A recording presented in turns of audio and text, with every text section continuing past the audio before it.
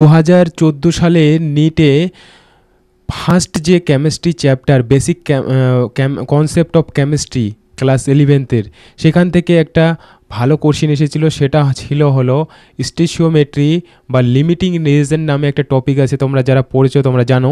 সেই টপিক থেকে এই কোশ্চেনটা এসেছিল এবং খুবই ইম্পর্টেন্ট একটা টপিক, যেটা থেকে বারবার কোশ্চেন আসে। রিসেন্ট অনেক কোশ্চেন আসছে এবং আগে তোমরা প্রিভিয়াস ইয়ারের বইয়ে দেখবে এই টপিক থেকে অনেক কোশ্চেন আসে। তাহলে এখানে আমি কনসেপ্টটা প্রথমে তোমাদের বলছি, এই ধরনের কোশ্চেন তোমরা তারপর খুব সহজে করতে পারবে। যাদের ক্ষেত্রে এই টপিকে প্রবলেম হয় তারা তোমরা খুব মনোযোগ সহকারে ভিডিওটা দেখো।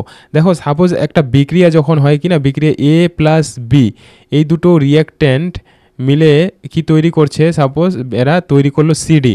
এখন এই যারা বিক্রিয়া করছে এদের আমরা কি বলি, রিয়েজেন্ট বলি, রিয়েজেন্ট। এখন যারা তৈরি হচ্ছে প্রোডাক্ট, এগুলো প্রোডাক্ট তৈরি হচ্ছে। এখানে আমি রিয়েজেন্ট 1 অ্যান্ড রিয়েজেন্ট 2, এখানে প্রোডাক্ট 1 তৈরি হলো অ্যান্ড এখানে প্রোডাক্ট 2 তৈরি হলো।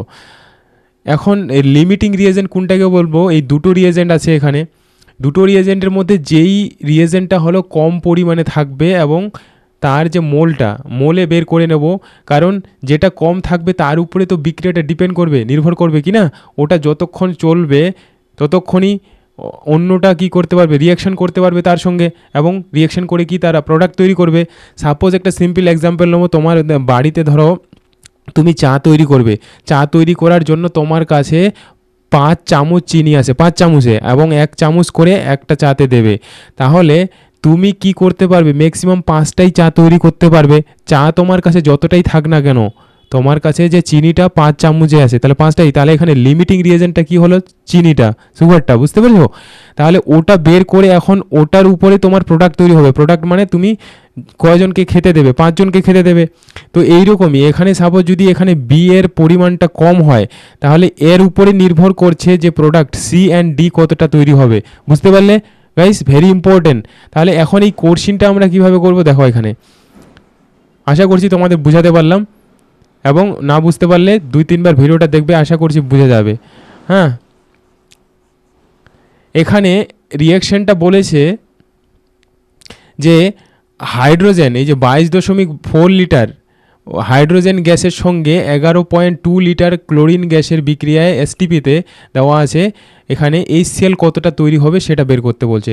তাহলে আমরা রিয়াকশনটা আগে লিখবো যে হাইড্রোজেন গ্যাস আর হলো HCl, এরা বিক্রিয়া করে কি তৈরি করছে, HCl তৈরি করছে। আচ্ছা, এই ধরনের প্রবলেমের ক্ষেত্রে একটা রিয়াকশনটা লেখার পরে তোমাদের কি করতে হবে, ব্যালেন্স করতে হবে, মানে সমতা বিধান। সমতা বিধান কি, যারা জানো না, দেখো উভয় দিকে কি মৌলগুলোর যে সংখ্যাটা সমান করতে হয়। যেমন এখানে 2টা হাইড্রোজেন আছে, এদিকে এখানে 2টো ক্লোরিন আছে। এখন ডান দিকে দেখো এখানে ক্লোরিন অ্যান্ড হাইড্রোজেনের সংখ্যা একটা হলো। এটাকে সমতা বিধান করার জন্য কি সামনে এখানে 2 নিলাম, তাহলে দেখো সবার সংখ্যা কি হলো, উভয় দিকে সমান হয়ে গেল। তো এটা তোমাদের প্রথমে করতে হবে।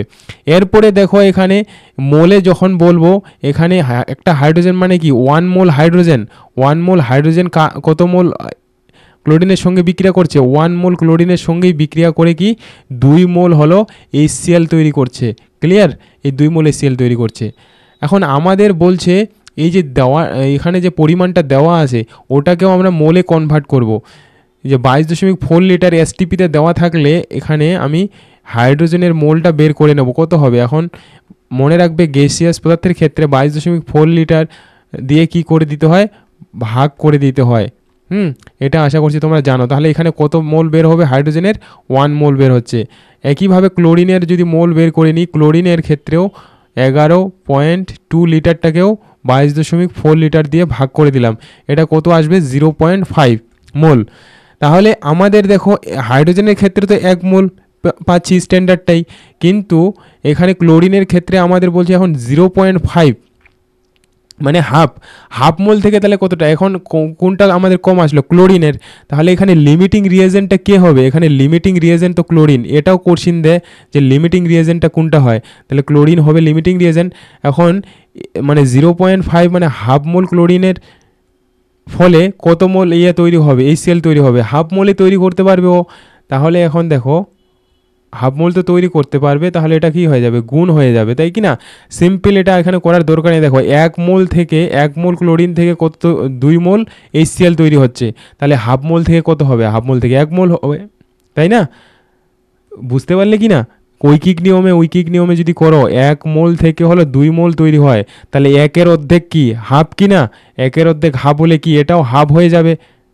মানে 2টাকে কি দিয়ে করলাম এখানে হাফ দিয়ে 0.5 দিয়ে গুণ করলাম হাফকে এখানে, তাহলে কত হচ্ছে 1 মোল HCl তৈরি হবে। বুঝতে পারছো? সো এইভাবে করবে, ভেরি ইম্পর্টেন্ট। এই ধরনের অনেক কোশ্চিন আছে, প্রিভিয়াস ইয়ার বইয়ে দেখো, নিটে ফার্স্ট চ্যাপ্টারে পেয়ে যাবে। এবং এই 2014 সালে এইরকমই আরেকটা কোশ্চিন এসেছিলো, তোমরা দেখো পেয়ে যাবে। সো গাইস, এই চ্যাপ্টারের অনেক মানে এরকম কোশ্চিন এবং তাদের কনসেপ্টগুলো আলোচনা করা হয়েছে, তোমরা প্লে লিস্টে গিয়ে দেখো, এই চ্যাপ্টারের উপর অনেক ভিডিও আছে। এবং সেই তোমরা ভিডিওগুলো যদি ভালোভাবে দেখো, তোমাদের এই চ্যাপ্টারের মানে মেইন যে জায়গাগুলো থেকে কোশ্চিন আসে নিটে, সেগুলো কনসেপ্টগুলো তোমাদের ক্লিয়ার হয়ে যাবে। এবং তোমরা কমেন্ট করে জানাও যে ভিডিওগুলো থেকে তোমরা কতটা হেল্প পাচ্ছ। এবং আশা করছি তোমরা এই ভিডিওগুলো দেখলে অনেক হেল্প পাবে। এবং তোমাদের ভিডিওগুলো যদি ভালো লাগে, অবশ্যই চ্যানেলটাকে সাবস্ক্রাইব করতে পারো অ্যান্ড লাইক করে তোমাদের যে যত বন্ধুবান্ধব আছে তাদের কাছে শেয়ার করতে পারো। So thank you guys. And biology অনেক ভিডিও আমি তৈরি করেছি নিটের জন্য, তোমরা যারা দেখোনি প্লে লিস্টে গিয়ে দেখতে পারো। তোমাদের ভালোভাবে দেখতে হবে যদি তোমরা বুঝতে চাও ভিডিওগুলো।